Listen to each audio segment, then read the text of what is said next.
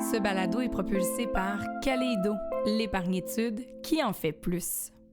Bienvenue dans l'univers à la hauteur de nos tout-petits. Je m'appelle Maggie Bélanger et cette semaine à l'émission, on parle de sexe. Parce que oui, la sexualité, selon moi, c'est important. Faut jamais perdre de vue qu'on est un couple au-delà de notre parentalité. Ça en fait partie maintenant. Notre sexualité évolue, mais je pense que c'est un sujet dont on doit parler et j'espère que cet épisode-là va vous faire rire, va vous faire sourire, va vous apprendre de nouvelles choses et va surtout vous amener à communiquer avec votre partenaire.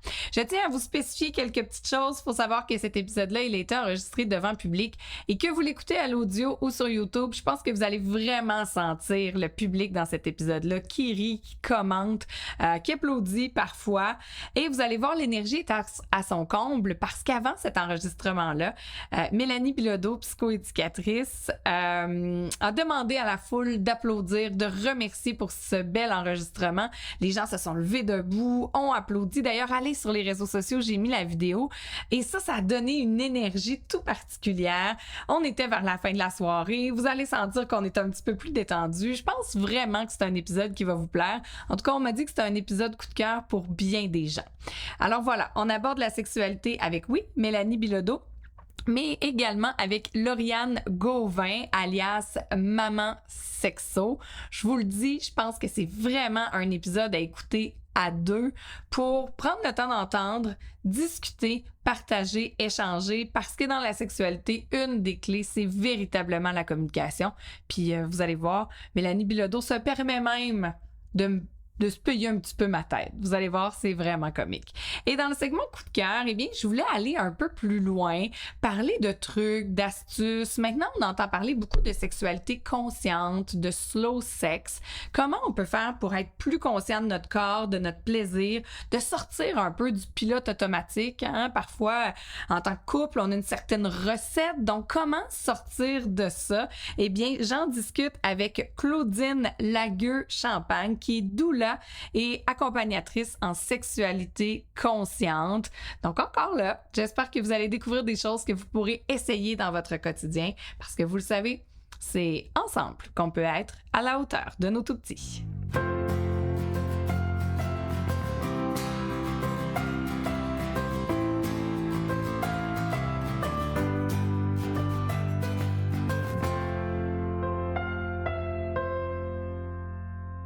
La sexualité des parents ou l'absence de sexualité, parce que c'est ça, on va définir c'est quoi la sexualité, hein? On va passer bien des commentaires. Maxime disait tantôt les groupes de parents, les groupes de mamans. Je pense que ça fait pas mal partie des sujets qui sont les plus discutés. Malheureusement, et j'ai été même surprise, à quel point c'est discuté, mais très rarement positivement. On sent beaucoup de lourdeur, c'est quelque chose qui est pas facile. Puis quand j'ai dit l'absence de sexualité, j'ai entendu les gens rire parce que, bon, on a des enfants, OK, on les a mis au monde, c'est une chose, mais on est fatigué, c'est intense, ça nous demande beaucoup. Comment on pourrait peut-être redéfinir la sexualité de... On va commencer par les nouveaux parents, là. Mettons le 1 an, 3 ans, là, où les réveils nocturnes sont encore fréquents, ou peut-être que la guérison de l'accouchement comme tel là, a bien progressé, mais où on est encore quand même pas mal pris. Est-ce qu'on peut redéfinir la sexualité au-delà de la pénétration comme telle? Absolument. Puis justement, c'est de là qu'on part. Redéfinir la sexualité. La sexualité, ça comporte 6 dimensions. C'est pas juste la génitalité, c'est pas juste le physique. À ce moment-là, c'est de se rappeler la base, puis de revenir à tout ça, puis de redécouvrir ces parties-là également, qui sont tout autant importantes dans la sexualité. Si on cultive pas le côté psychologique ou le côté plus... dans le fond, toutes les formes d'intimité sont valables autant que celle qui est physique. Et oui, peut-être qu'au moment qu'on est plus fatigué ou est-ce que notre tête n'est tout simplement pas là, ben c'est juste plus quelque chose de nécessaire ou de primordial. Et justement, la société nous ramène vraiment beaucoup à la génitalité en tant que telle. Si on n'a pas de sexualité pénétrative ou avec un coït, donc avec un orgasme, ce n'est pas de la sexualité, puis on dit qu'on n'a plus de sexualité. Mais si on revient à la base que la sexualité a 6 dimensions, est-ce qu'on n'en a plus vraiment? Pas vraiment. Pas vraiment. On en a de la sexualité, simplement, elle est différente. Sexualité, ça m'amène aussi la notion de libido. Je lisais, tu as fait des publications là-dessus, puis je trouvais ça intéressant. Plusieurs disaient, j'ai perdu ma libido. Est-ce que c'est les hormones? Est-ce que c'est encore la fatigue? Me semble, j'ai plus le goût. Mais encore là, est-ce qu'on a perdu la libido ou on n'a peut-être pas envie d'une relation sexuelle complète? Exactement. En fait, la libido, si on décortique, c'est quoi? C'est du désir sexuel, le désir d'avoir une interaction sexuelle.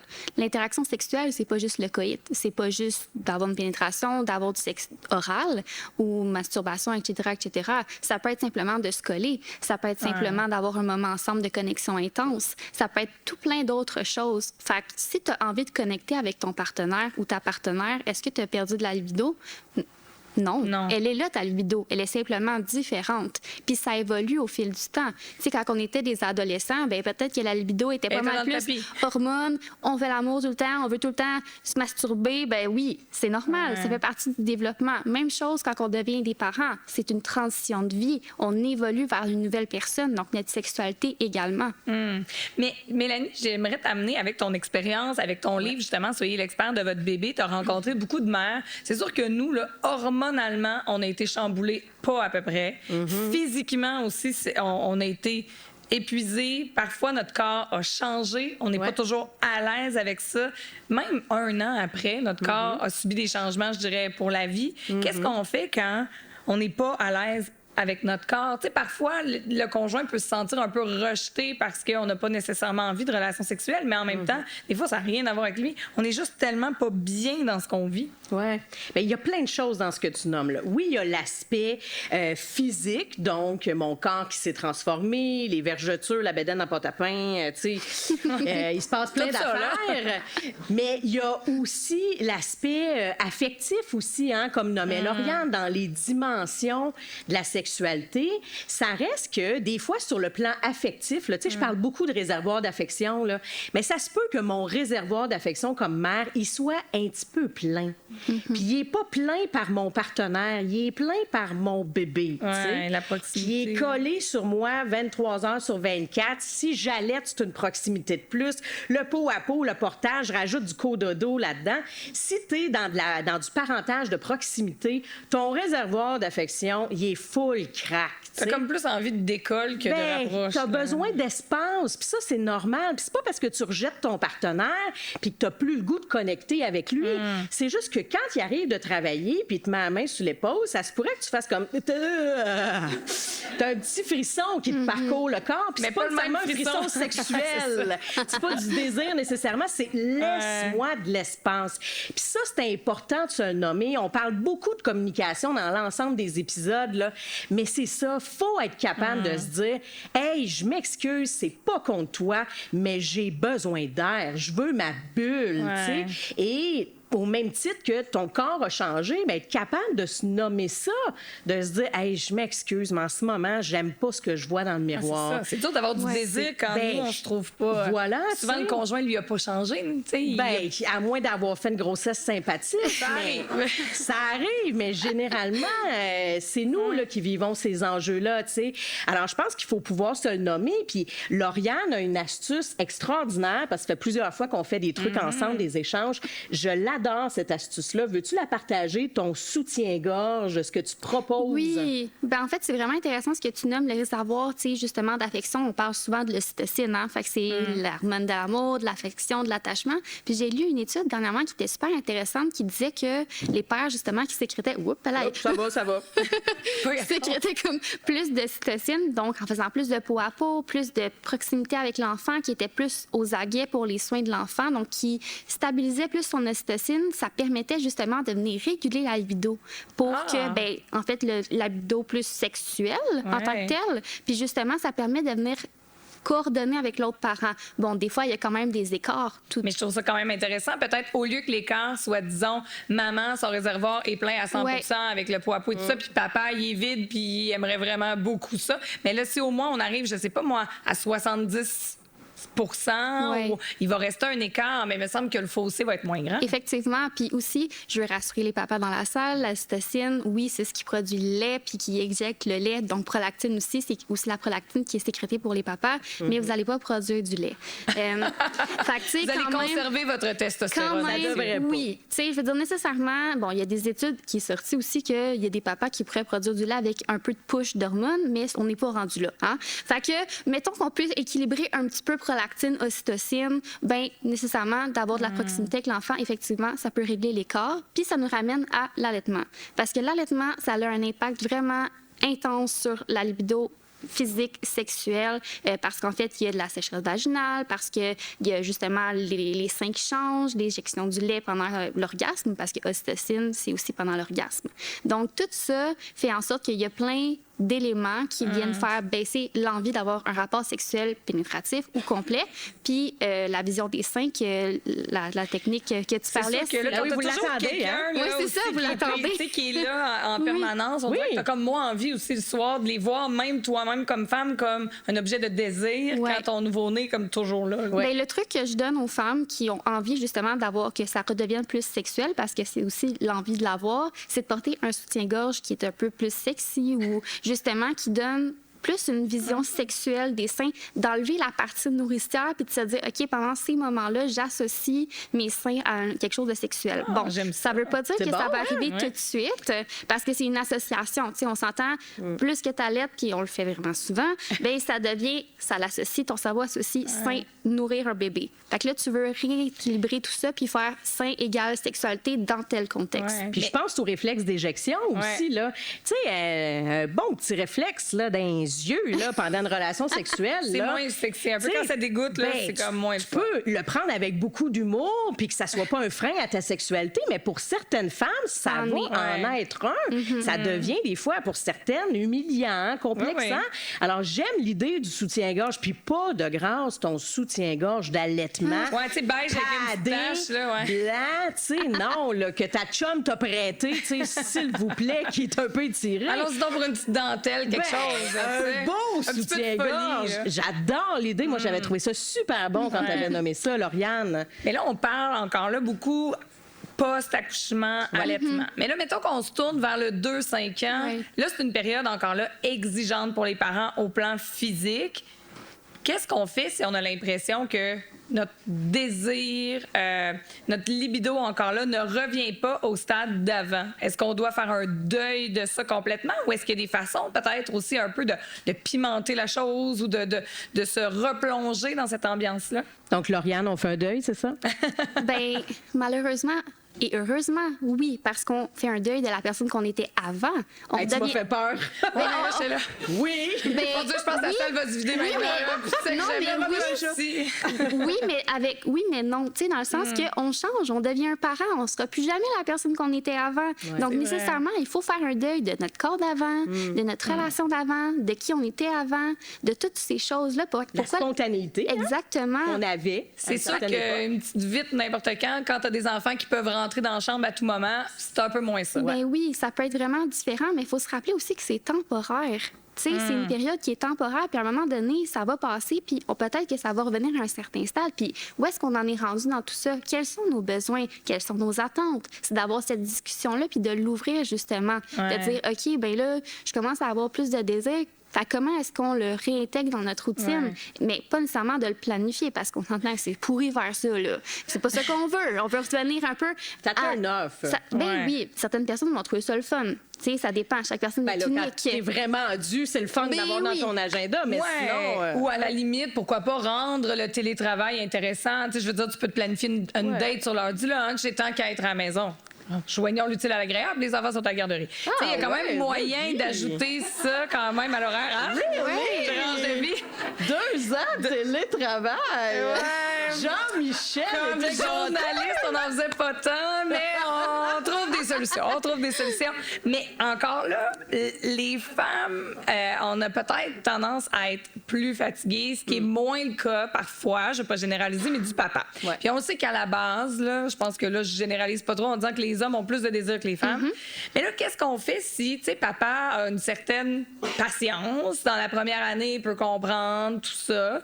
Mais là, à un moment donné, quand ça s'étire, le fait que ça revienne pas, puis qu'on ait changé, puis que l'autre partenaire n'a pas changé au même rythme que nous, mais on s'aime, là, on veut pas se laisser, mais la sexualité, c'est quand même important dans un couple, puis je comprends qu'il faut respecter les besoins de l'autre.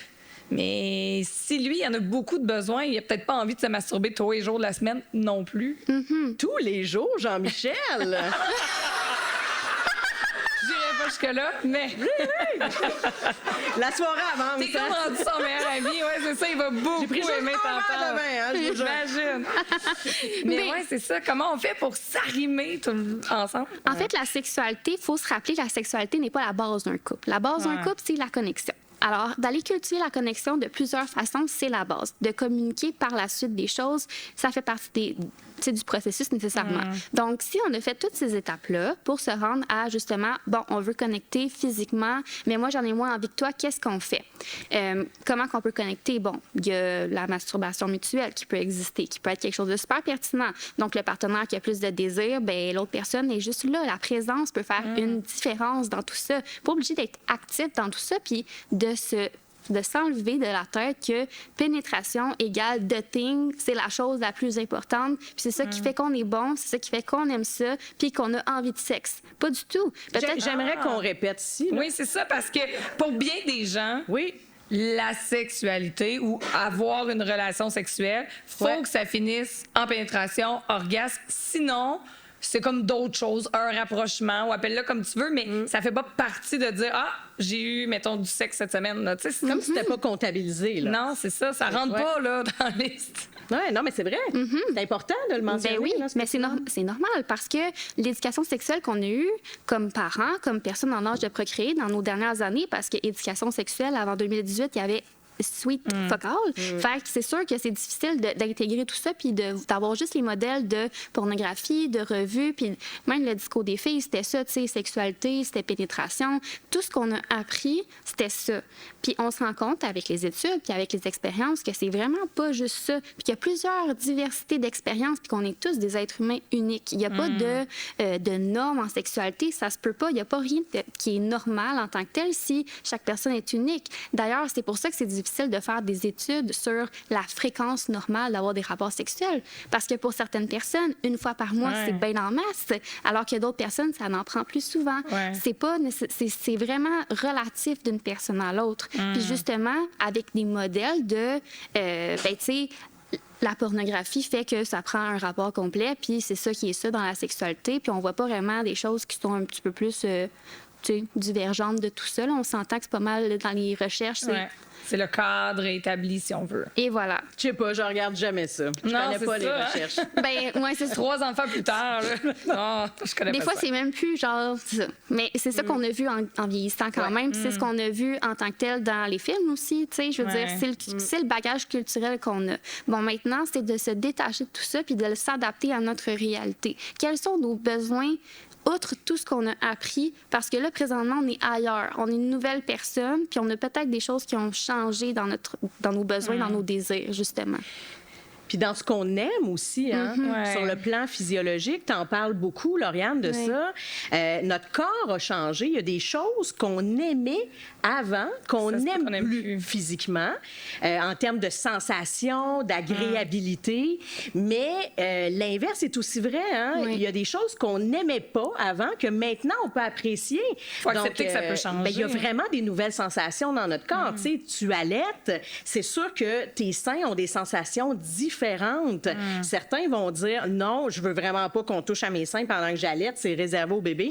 C'est correct, mais pour d'autres, ça peut vraiment être excitant sexuellement. Puis ça fait pas de vous autres des incestueux, là. Tu sais, je veux dire, il y a quelque chose de normal là-dedans, puis il faut se donner le temps de redécouvrir son corps. Tu as parlé de pénétration tantôt. Si on a eu un accouchement difficile, pour plein de raisons, des fois, il y a des lésions au niveau du périnée. Et c'est pas vrai que ça peut prendre juste 3 mois là, avant que ça se replace. Ouais. Oui, aller en physio-périnéale, aller en ostéo, masser vos cicatrices, votre périnée. Il peut y avoir des adhérences. Oui, après 3 ans, tu peux encore avoir mal durant la pénétration. Si tu as une lésion jusqu'à l'anus, je m'excuse, mais ça va pas se régler en 6 mois. Mais ça demande de la patience. Là, quand ça fait 3 ans, tu te dis, ben là, ça devrait se replacer, tu sais. Oui, mais c'est Alors, sûr. tu penses que tu vas vivre avec cette douleur-là pour le reste de tes jours. C'est un frein à ta sexualité, tu sais, c'est Clairement. sûr et certain. Et ensuite, il y a tout le trauma sur le plan psychologique. Ouais. Hein? Alors, Lié des à la femmes qui douleur. revivent leur accouchement durant la pénétration, qui Ouais. revivent des contractions aussi, parce qu'elles sont tendues, elles sont pleines d'adrénaline, puis elles revivent des contractions. C'est pas drôle, là. Non. Mais au début, des fois, t'en parles avec ton partenaire. Je vous le souhaite, en fait, que vous en parlez. Mais quand ça fait 2 ans, 3 ans, des fois, on n'en parle plus. On se referme, Ouais. puis on vit une sexualité qui est désagréable. Exactement. Et ça fait partie de la réalité d'être un parent, là, d'être une Ouais. mère. Puis c'est pas 1% des femmes, là. Et là là. Beaucoup de femmes le vivent, tu sais. Ouais. Absolument. Faut pas hésiter non plus même à demander de l'aide, Voilà. à être accompagné Ben autant oui. par physio, en parler à son médecin, à son gynécologue, aller voir une sexologue aussi au besoin justement pour ou même une psychologue, psychoéducatrice, juste pour le blocage quand tu disais revivre l'accouchement. Mais tu as fait une publication justement, Lauriane Hélène, cette semaine, je crois, qui mentionnait. À un moment donné, le soir, on est fatigué. On a eu une grosse journée. On n'a peut-être pas envie, les deux conjoints, de la même chose, mais c'est difficile à exprimer. Je pense, par exemple, à une femme qui, ça fait, je sais pas, un certain temps qu'il n'y a pas eu de relation sexuelle pénétrative ou complète. Puis là, ce soir-là, elle a du désir. Elle n'a comme pas nécessairement envie d'entrer en connexion ou en relation avec l'autre. Elle dit « Ah, je pourrais me masturber ». C'est un petit peu fâchant pour le conjoint qui dit « OK, mais parce que là, si t'as envie, j'aimerais peut-être ça. » Tu sais, je veux dire, comment en parler quand là, l'émotion de rejet du conjoint est là? Tu te dis, ben là, ça fait plusieurs jours, t'as enfin un peu de désir, on peut-tu... C'est dur parfois d'être sur la même page, on a beau jaser, mais les émotions, elles viennent C'est vrai. rapidement. Je reviens à la C'est dur à masturbation comprendre. mutuelle. Je reviens à ça. Tu sais, je veux dire, nécessairement, si on enlève le côté pénétratif, que c'est vraiment the thing qu'on a besoin de faire, ben si jamais on est ensemble, puis que tous les deux, on est vraiment fatigués ou qu'une personne est plus fatiguée que l'autre, mais on a quand même ce moment de connexion-là, on a quand même ce moment-là charnel qui demande moins d'efforts, on s'entend, mais qui sont tout autant plaisants d'une part et d'autre parce que les deux ont du plaisir. Puis c'est un peu ça la base de la sexualité. On veut avoir du plaisir, Être puis on dans le veut plaisir. être en plaisir mutuel. Si c'est le cas, alors c'est bien parfait. Puis au pire, on est chanceux, comme dans notre société occidentale, on a plein de Eros et compagnie, des choses de même qui existent, sex shop et tout ça, qui peuvent permettre justement d'aller chercher des sensations qui sont un peu plus similaires à le naturel, si je peux dire. Mais il ne faut pas non plus avoir ce malaise-là ou d'aborder ce malaise-là aussi en disant de se déconnecter du fait que, ben, masturbation, je ne suis pas tant, là, c'est si nice que ça, mais c'est de découvrir notre propre désir. Puis encore là, il faut être à l'aise de l'avoir aussi, cette connexion-là, puis d'en parler ensemble, c'est la base. Je veux dire, nécessairement, si on a créé un enfant ensemble, on avait une sexualité avant. Ouais. Donc, la sexualité, encore une fois, évolue, puis c'est juste tout à fait normal d'en parler ensemble. Puis là, j'aimerais ça amener la notion du consentement dans le couple. Parce que je lisais ça souvent. Ça me tentait pas, mais je l'ai fait pour y faire plaisir. Tout le temps. C'est un sujet qu'on aime beaucoup, Lauriane et moi, ça. Ça vient beaucoup nous chercher, Mais ce des fois, sujet-là. bon, on dirait qu'on peut lire des fois si ça me tentait pas, mais j'ai fait plaisir. Puis ça me tentait pas, mais on a commencé, puis finalement, j'étais contente de l'avoir fait.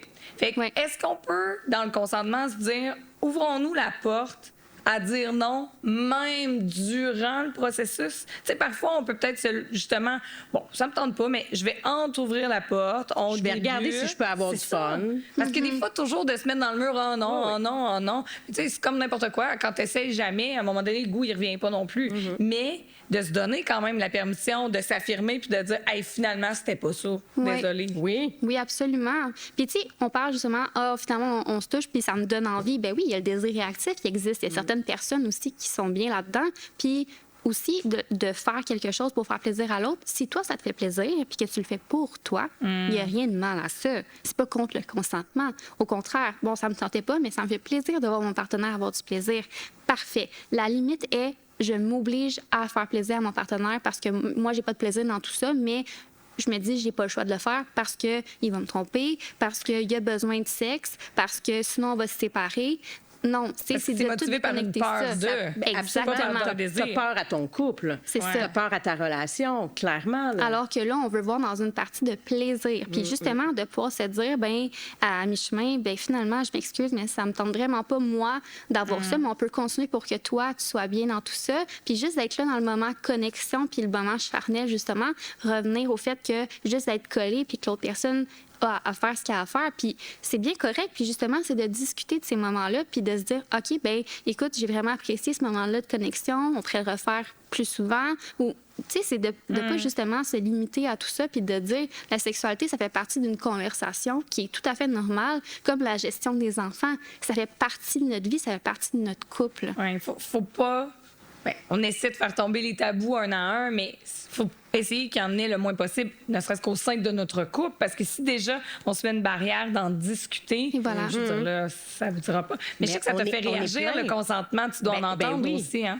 Absolument, tout le temps, tu sais. Puis c'est parce qu'on est plein de résistance à aborder ce sujet-là, parce que ça reste que pour la plupart d'entre nous, là, on est né d'une union très judéo-chrétienne au Québec. Hein? Alors, ton devoir de femme, là, tu as intérêt à le faire, tu sais. Le devoir conjugal. Le devoir conjugal. Puis on porte ça encore. Tu sais, il y a une question, là, je rentre dans la science, mais il y a une question d'épigénétique. Donc, ça prend 3 générations pour défaire ce que nos gènes ont intégré.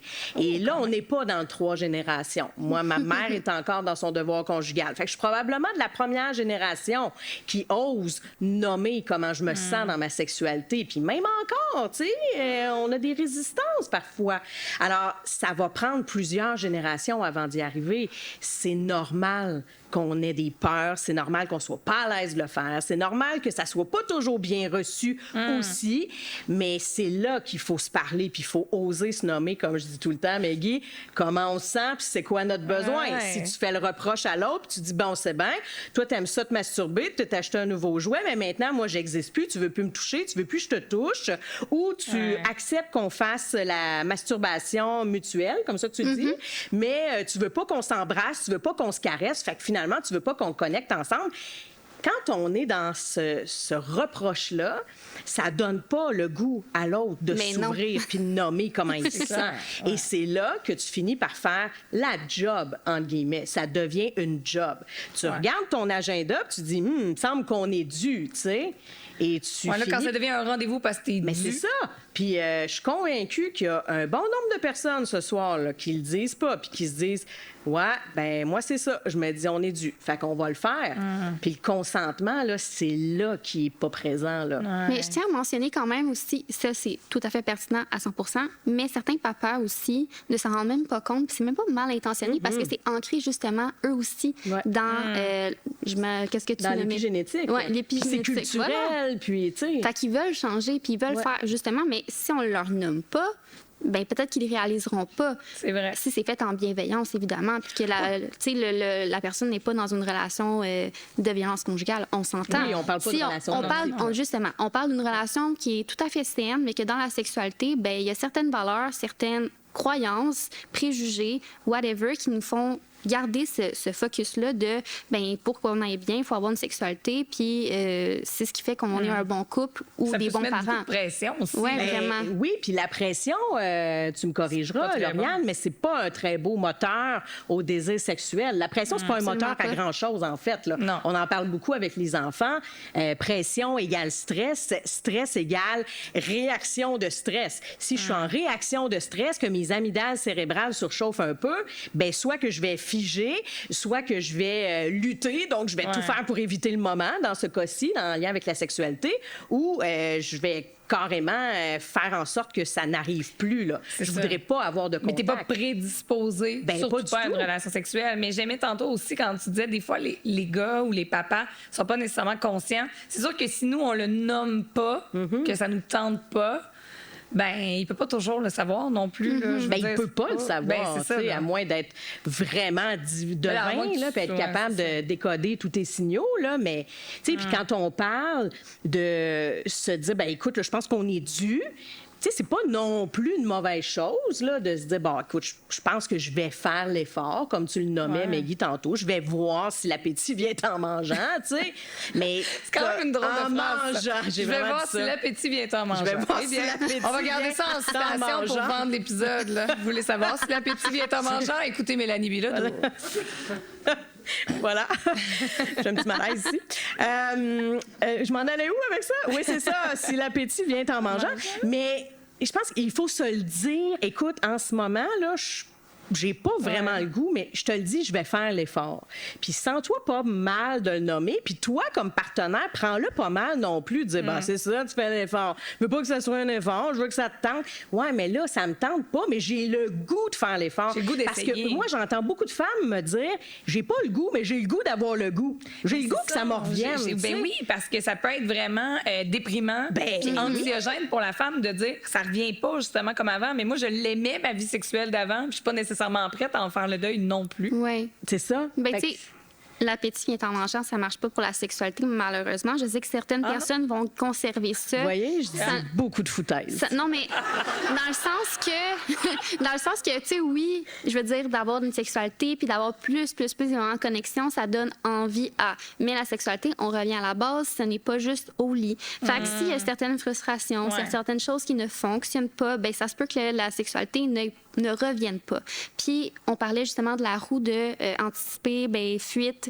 Bien, justement, si on anticipe le prochain rapport sexuel, nécessairement, notre cerveau fait une connexion en se disant « Ah, j'ai pas tant aimé ça. Ah, ça me tente pas tant. Ah, il va vouloir. » Puis là, ça fait juste baisser encore plus la libido. Fait que, il y a une association qui se fait. Oui. Si c'est pas fait dans le plaisir, bien, l'appétit, bien, en mangeant, non, ça reviendra pas. Ça va être pire. Tu vas juste avoir moins d'appétit, justement. C'est ça qu'il faut faire la distinction parce que la sexualité, c'est beaucoup plus complexe que le simple fait de manger.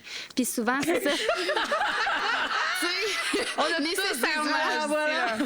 C'est dit, vous pouvez faire plus que manger. Ben, oui, on a beaucoup de bonnes citations ce soir. À soir, c'est une soirée sans enfants, hein? C'est correct. La sexualité sans tabou ce soir.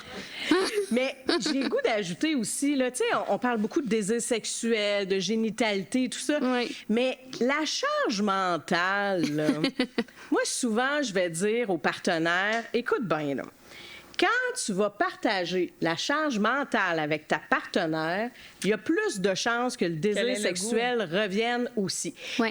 Et puis j'ai pas de données là-dessus. Là. Je vous le dis, là, c'est pas des données empiriques. Là, mais disons que c'est des observations qualitatives là, en clinique. Là. Ben, c'est sûr, si t'es moins brûlé, moins fatigué, moins... C'est pas mal corrélé ensemble. Plus Absolument. la charge mentale est grande, ben moins tu as de désir sexuel. Puis plus il s'implique, plus il prend un bout de ce qui se passe dans ta tête, ben plus tu le trouves extraordinaire, premièrement, plus tu as le goût encore de dire plus sexy. Oh, wow, t'as fait du lavage, t'es donc bien sexy, t'es sexe quand tu fais la vaisselle. Tu sais, il se passe quelque chose. Mais c'est vrai, tu sais, quand t'as la tête pleine, puis t'essaies de faire l'amour, puis t'essaies d'être dedans, puis bang, là, tu te demandes, tu fais shit, j'avais un switch laveuse sécheuse. Ouais, c'est ça.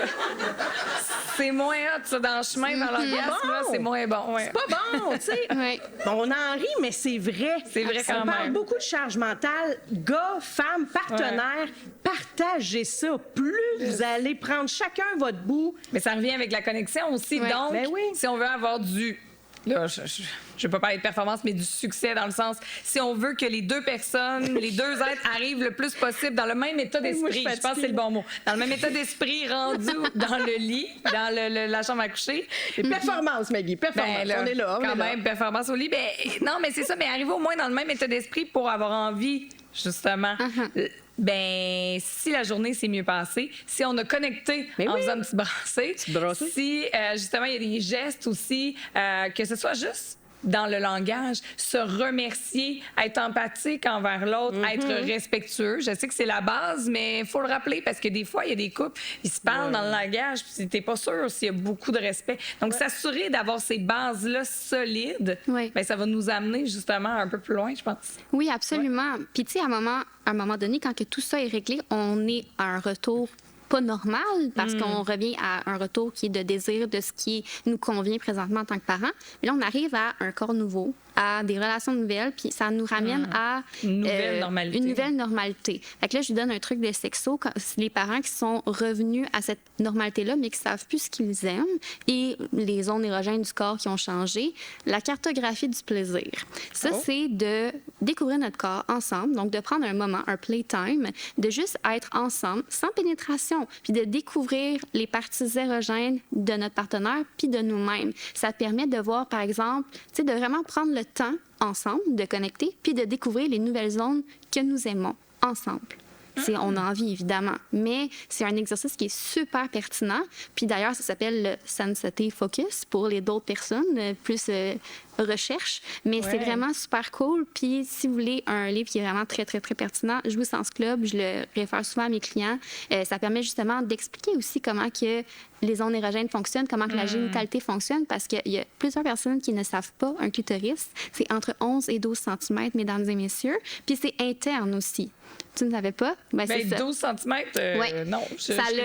J'aurais pas guessé sur 12 cm. Parce que, en fait, ça a des piliers, ça a des bulbes, c'est interne. Quand on dit une femme est vaginale, non, elle n'est pas vaginale. C'est le clitoris qui est stimulé. Seulement le 2/3 du vagin, premier 2/3 du vagin qui est sensible. Sinon, après ça, c'est presque aucune sensibilité. Donc, c'est normal que certaines femmes n'obtiennent pas l'orgasme en pénétration parce que la stimulation interne est moins est juste moins intense que externe. Donc, c'est de découvrir son corps aussi puis de comprendre comment il est fait.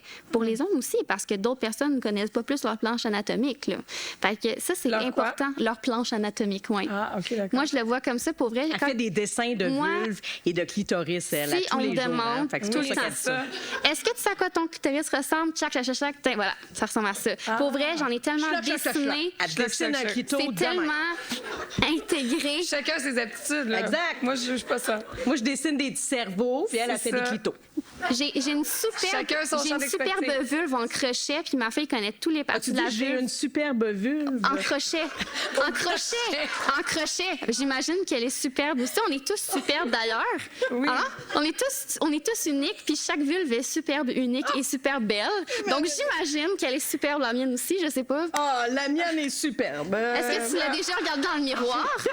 Quel beau mot de la fin, parce que je savais que ce sujet-là allait beaucoup nous faire jaser, fait que j'étais contente qu'on prenne un peu d'avance.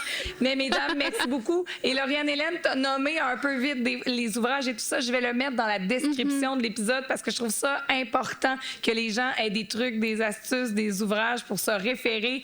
Et ça revient, je pense, je garde ça en tête. On nomme nos besoins, on connecte en dehors de la chambre à coucher si on veut que ça connecte dans la chambre à coucher. Grosso modo.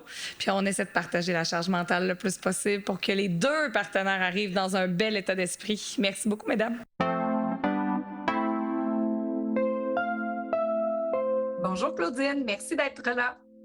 Salut Maggie, ça me fait tellement plaisir. Rapidement, lors de notre rencontre de pré-entrevue, tu m'as parlé de l'importance pour toi, dans une sexualité consciente, de sortir de notre pilote automatique, si on veut. Et pour toi, c'était vraiment important de faire l'amour chaque jour. Explique-moi, qu'est-ce que tu veux dire par là?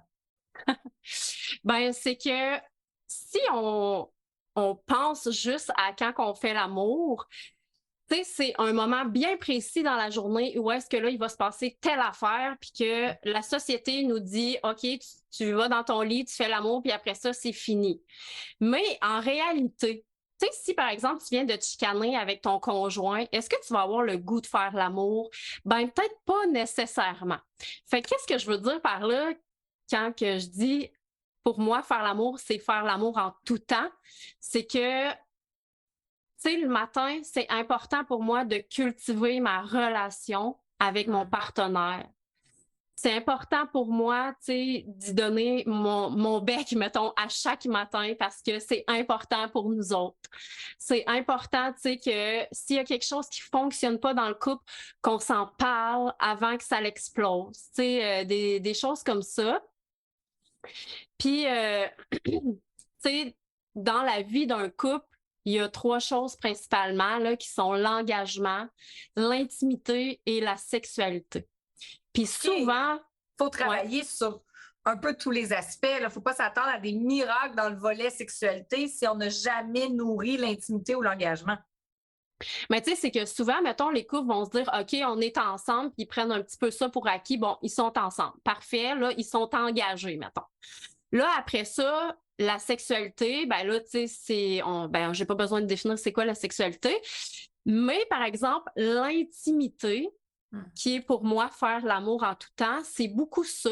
Tu sais, c'est le fait de communiquer, c'est le fait de se faire des câlins, c'est le fait de prendre un moment ensemble, de se faire un repas ensemble, c'est le fait de passer un bon moment de famille. Tu sais, c'est le fait d'avoir une complicité en dehors de ta relation sexuelle. Mais pour ceux qui nous écoutent et qui se demandent peut-être, là, pour nourrir, par exemple, l'engagement, est-ce qu'on pourrait dire que se dire qu'on s'aime de façon régulière, c'est une belle façon quand même de renouveler notre engagement au quotidien? Ben, je pense que oui, mais au-delà de ça, tu sais, à chaque jour dans une vie de couple, on devrait pas prendre l'autre pour acquis. Puis souvent, on prend l'autre pour acquis. Tu sais, même moi, là, je me sors pas de ça, mais j'essaye de plus en plus en conscience de me dire, aïe, aïe, tu sais, j'ai la chance d'être avec Michel Baillargeon. Tu sais, aïe, il est donc bien beau aujourd'hui. Tu sais, de vraiment en conscience prendre un moment pour me dire, aïe, je suis chanceuse, pareil, de vivre en couple. Ça fait 16 ans qu'on est en couple, on a eu nos défis puis tout ça, mais on a à se rechoisir. Puis à tous les jours, qu'on le veuille ou non, faut se rechoisir. Ben, pas faux, mais je veux dire, à tous les jours, qu'on le fasse consciemment ou inconsciemment, on se rechoisit d'une certaine façon parce qu'on est encore ensemble. Ouais, puis nous autres, un hyper bon truc qu'on cultive là, de plus en plus dans les dernières années ensemble, c'est que au moins une fois par mois, au moment, écoutez bien, de l'ovulation. C'est un bon moment. Ouais. Ouais, c'est un bon moment parce que pour nous, les femmes, c'est un moment où est-ce qu'on est plus extérieur, c'est un moment où est-ce qu'on a beaucoup le goût de se coller, c'est un moment où est-ce qu'on a plus le goût d'avoir des relations sexuelles.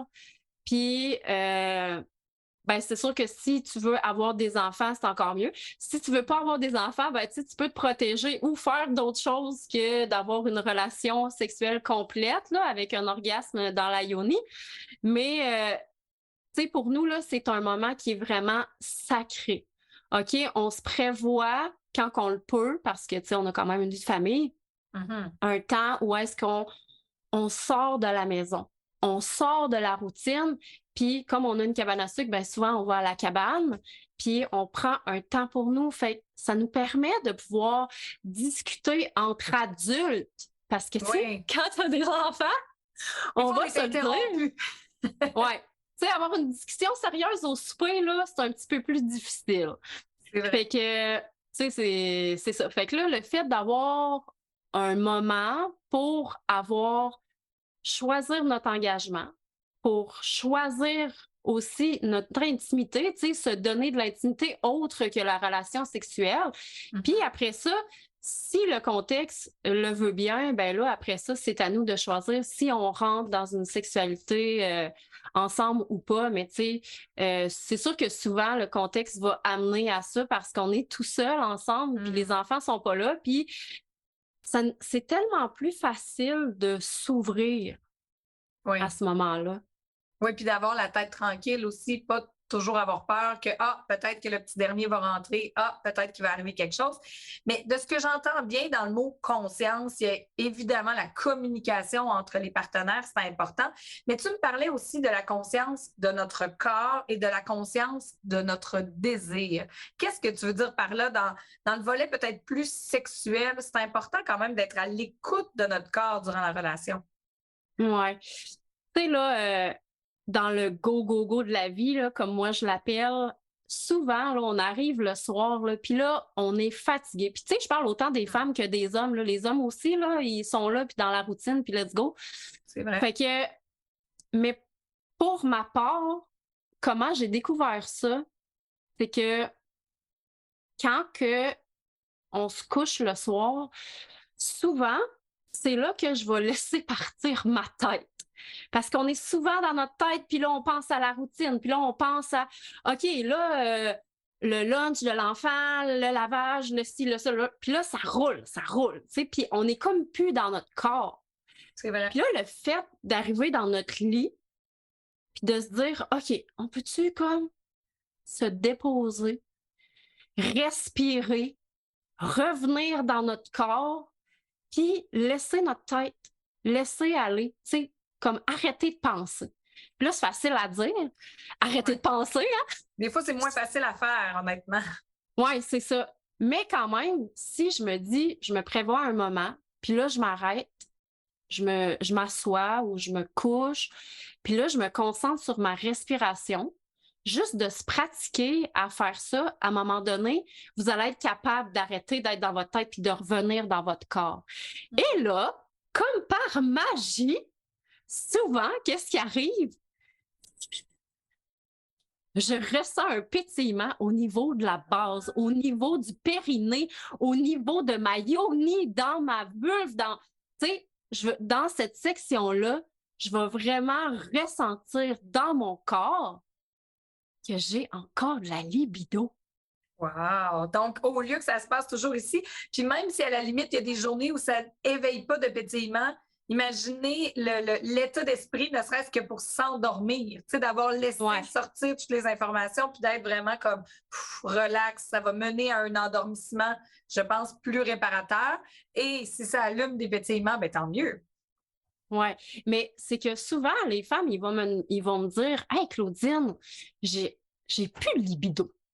Mais là, tu sais, dans le fond, est-ce que c'est j'écoute pas mon corps, donc je n'ai pas conscience que parce que ça se passe tout dans le cerveau, tu sais, puis là, il faudrait donc que j'aie le goût de faire l'amour, puis là, OK, on peut-tu se détacher de notre cerveau puis revenir dans notre corps? Ça, c'est une première affaire. Mais une deuxième affaire, c'est que pour moi, la libido, c'est juste la pointe de l'iceberg.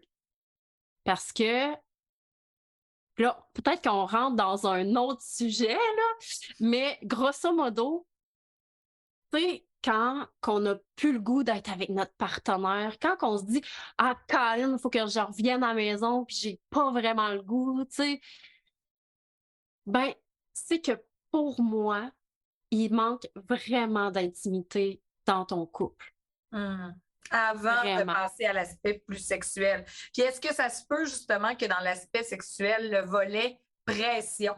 Tu sais, pour les femmes, des fois, pression de le faire, entre guillemets, pour acheter la paix, mais pendant ce temps-là, comme tu dis, on est dans notre tête, donc on passe à la liste d'épicerie, au rendez-vous chez le dentiste, dedans. Fait que là, c'est dur d'avoir du plaisir quand on reste dans notre tête. Et même pour les hommes, parfois, la pression de performance peut faire qu'ils sont moins dans leur corps, donc le plaisir est moins grand. Ben ouais, c'est ça, on en parlait la dernière fois, mais tu sais, souvent, là, quand on a une relation sexuelle, la société nous a mis dans la tête que c'est important d'avoir un orgasme. C'est comme le but visé, là. Ouais, c'est comme, si t'as pas eu d'orgasme, ta relation sexuelle est poche. Mais dans le fond... T'as échoué. Ouais, c'est ça, c'est comme si t'as échoué vu que t'as pas eu d'orgasme, mais non. Puis ça, là, ça l'enlève tellement de la pression parce que, tu sais, nous, les femmes, là, quand on fait l'amour, souvent, et là, je suis sûre que plein de femmes vont se reconnaître ici, qu'est-ce qui se passe, c'est que ça roule, là. C'est comme un petit hamster. Et merde, j'ai oublié de faire mon repas. Et, ben pas j'ai oublié de faire mon repas, mais mettons que je vais faire comme repas demain. Et ma brassée de lavage, il faut que je la mette dans sa sécheuse. Et là, faut que je pense au cadeau de Noël pour mon enfant demain à l'école, blablabla. Bon, là, il se passe plein d'affaires. Là, évidemment, tu n'es pas tout le temps dans ta tête. Tu sais, tu fais des va-et-vient. Tu vas dans ton corps, mais tu reviens souvent dans ta tête. Fait que là, l'homme, lui, c'est pas ça qui se passe. Parce que l'homme, lui, souvent, il dit, ben là, tu sais, moi, ça m'arrive pas, ça. Non, OK. Focus, mais... Ouais, focus. Mais ce qui se passe dans sa tête plus régulièrement, c'est OK, là, il faut que je vienne. Oh non, faut pas que je vienne. Ah, je vais la mettre dans telle position, là, elle va avoir un orgasme. Oh non, là. Puis là, l'homme aussi, là, il est capable d'être dans sa tête. Mais c'est vraiment à deux niveaux différents. Vraiment. Puis là, quand on se dit, on peut-tu, comme, arrêter ça, s'il vous plaît, tu sais. On peut-tu revenir dans notre corps, autant pour l'homme que pour la femme? Puis là, de dire, tu sais, que tu aies une érection ou que tu n'en aies pas, c'est pas grave. Puis que tu lubrifies ou que tu lubrifies pas, c'est pas grave. C'est quoi qui se passe dans ton corps? Est-ce que dans ton corps, tu sens une pression, je sais pas moi, au niveau du cœur parce que tu te sens bloqué, puis que là, dans le fond, tu n'es pas capable de lubrifier à cause de tout ça? Ben là, tu sais, il peut y avoir infiniment de réponses à les toute raisons cette peuvent être question-là. multiples, ouais. Mais quand même, Mais juste au moins de quitter- d'en être conscient, j'imagine, c'est un pas vers la guérison. Puis le fait d'avoir dans les volets précédents une bonne communication, ça permet aussi d'en parler à son partenaire. Tu sais, peut-être de dire justement, regarde, aujourd'hui, là, je me sens comme vidée, j'ai une pression terrible, ou il s'est passé telle chose au travail. Donc, ça me, tu sais, c'est pas un bon moment pour moi, mais je te rejette pas pour autant. Puis toi, si tu as du désir, ben, tu sais, vas-y, tu peux le faire seul, il n'y a pas de souci, là, mais aujourd'hui, c'est peut-être pas la bonne chose. Ou, regarde, je sens qu'il y a un petit quelque chose, je vais essayer, mais on verra. C'est comme tu dis, Ouais. peut-être avoir plus de plaisir durant le processus que juste viser la finalité, puis au final, pas en profiter durant la relation, finalement. Mais ce que tu dis là, je trouve qu'il y a une pépite dans ce que tu dis, parce que ce que tu as dit, c'est, en fait, ce que tu as décrit dans ta phase là, en ce moment, c'est que tu t'es permis de dire qu'est-ce que tu vivais. Souvent, on le Puis fait ça, pas. on le fait pas. Puis là, quand on rentre dans le sujet du cycle menstruel, puis des SPM, puis tout ça, c'est un aspect hyper important parce que le fait de refouler, là, à un moment donné, pour nous, les femmes, il faut que ça ressorte. Puis c'est quand que ça ressort? Ben, c'est tout pendant les SPM. Oui, puis là, souvent, on va dire, ah, elle est plus chialeuse, elle n'a pas de bonne humeur, oh mon Dieu, c'est pas une bonne journée. Mais il y a un cycle à tout ça. Puis je sais que dans ton travail en sexualité consciente, dans ton accompagnement des femmes, c'est vraiment au cœur de tes préoccupations et au cœur de tes enseignements, le fait qu'on devrait s'intéresser peut-être davantage à notre cycle et voir à quel point, oui, il est beau, parce qu'on crée la vie quand même, mais aussi à quel point il peut influencer notre vie, notre moi, que tu disais, autant au niveau des émotions que de notre corps. Tu sais, c'est normal qu'il y ait certaines journées durant le cycle où on soit plus fatigué, où on ait peut-être un petit peu plus de pétillant. Et ça, je pense que tu l'enseignes bien aux femmes qui te suivent. Ouais. Le cycle, là, c'est intimement relié avec les relations sexuelles. Tu sais, si on fait... Puis là, on ne rentre pas quand même dans ce sujet-là parce que là, c'est un autre sujet de podcast. Une émission complète, exact. Oui, c'est ça. Mais tu sais, si on fait juste penser à quand la femme ovule, qu'est-ce qui se passe? La femme a plus de désir. Puis quand la femme est dans un moment plus intérieur lors des SPM ou lors de la menstruation, c'est un moment plus intérieur. Fait que nécessairement, il va avoir un impact sur la vie sexuelle du couple parce que nous, les femmes, on a un cycle. Et c'est important d'en prendre conscience parce que, tu sais, quand on veut mettre ça de côté puis qu'on dit non, j'ai pas de cycle, ben c'est pas de s'aimer. Donc, vraiment, c'est un sujet passionnant. J'espère que ça a ouvert en tout cas une brèche chez nos auditrices et nos auditeurs pour se questionner en termes de sexualité consciente. Et il est possible d'aller te suivre, Claudine, sur ton groupe qui s'appelle Histoire de femmes sur Facebook. Donc, vous pouvez faire une demande d'adhésion. Tu y mets beaucoup de matériel gratuit. On peut y aller s'informer, poser des questions également. Tu es toujours très présente. Puis le fait de voir aussi, d'entendre, de partager des histoires avec d'autres femmes, ça peut nous nourrir et nous aider dans notre sexualité qui se vit, on l'a bien compris, à tous les jours et même à toutes les heures. Merci beaucoup, Claudine. Et voilà, c'est ce qui complète cet épisode coloré. J'espère que ça vous a plu, que ça vous accompagne, que ça vous fera réfléchir, que ça ouvrira les discussions. C'était vraiment le but de cet épisode, enregistré devant public, je le rappelle, cet événement-là du mois d'octobre. Ça m'a rempli de gratitude, de fierté. J'étais très heureuse de vous rencontrer. Si vous aimeriez vivre un autre événement devant le public, n'hésitez pas, likez, commentez, partagez, écrivez-moi. N'hésitez pas non plus à partager cet épisode-là, peut-être dans votre cercle d'amis. Ça peut ouvrir les discussions et ça peut accompagner peut-être plus de gens que vous ne le pensez. Merci tout particulier à mes invités cette semaine. Mélanie Bilodeau, psychoéducatrice, Lauriane Hélène Gauvin, alias Maman Sexo, en segment coup de cœur, Claudine Lagueux-Champagne, qui est doula et accompagnatrice en sexualité consciente. Je mets les liens de tout le monde dans le bas de l'épisode. Allez voir leur travail, n'hésitez pas. Ces femmes-là font un travail formidable. Merci tout particulier à Sylvain Berger-Thibault du Studio 706 pour la musique et le montage. Je m'appelle Maggie Bélanger et moi, ce qui me fait triper, eh bien, c'est de vous accompagner chaque semaine afin qu'ensemble, nous soyons à la hauteur de nos tout-petits. Bye bye!